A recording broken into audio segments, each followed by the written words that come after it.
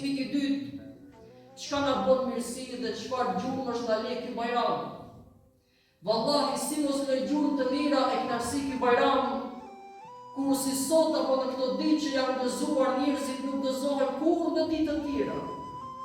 Në këto ditë është gëzuar edhe njeriu më i pashpresë që jeton jetën e tij. Edhe ai i cili pra nuk ka asgjë në tryezën e tij për të ushqyer është gëzuar në këto ditë. I është siguruar ushqimi për disa muaj. Çdo kush i cili është prind këto mos e miri mund ta kuptojë. Çka do të thotë kur ti e din që fëmia jot në shtëpi është e uritur, dhe ti ndoshta nuk ke një pasuri të caktuar për t'i çuar ushqim në shtëpi. Ti një herë të vjen zor të shkosh në shtëpi se e din që fëmia do të thotë më ha buko baba. A e di sa herë është kjo kur ti nuk ke çka t'i ofrosh atij? E llogaritsa janë gëzuar ato prindër të cilët tashmë brengën e urisë së fëmijëve e kanë larguar për muaj të tërë, sepse frigoriferi është mbushur me mish kurbani, elhamdulillah. Pra dimensioni solidar që e ofron bajrami cilin ne e kemi.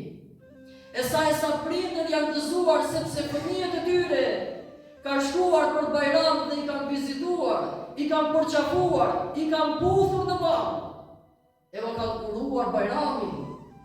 Sa vëllezër ndërmjet veti që kanë patur hidhrime e mos pajtime janë pajtuar në këto ditë bajrami, sepse besimtarët duket pajtuar me qenë në bajram.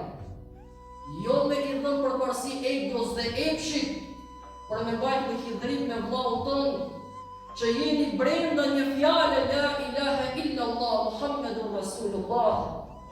E sa jetimi është gëzuar. Pra, si në këto ditë që është zbatuar fjala Allahu Dhul Jalal, në asnjë ditë tjetër nuk zbatohet. Wa bil walidayni ihsana, wa dhil qurba, wal yatama, wal masakin. Respektoni e nderoni prindërit e juaj, pastaj mbani ligjet farefisnore, pastaj ushqeni jetimin, pastaj dilni në ndihmë miskinit.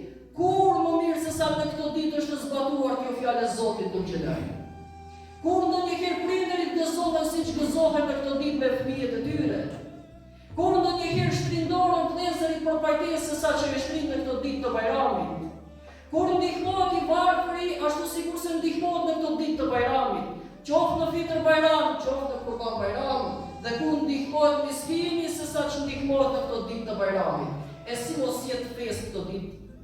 E si mos jetë festë këto ditë? E si mos jetë Allahu i kënaqur me veprat tona, kur ne kemi munduar dhe jemi munduar që t'i dëshmojmë Zotit tonë që ne jemi aty o Allah, sepse ti kërkon kështu.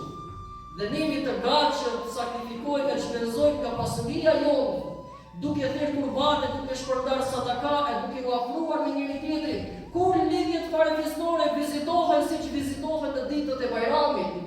Wattaqullaha alladhi tasaaluna bihi wal arham. E keni frikë Zotin dhe mbani mirë lidhjet e juaja farefisnore. Kur mbahen lidhjet farefisnore më mirë se sa ditët e bajramit.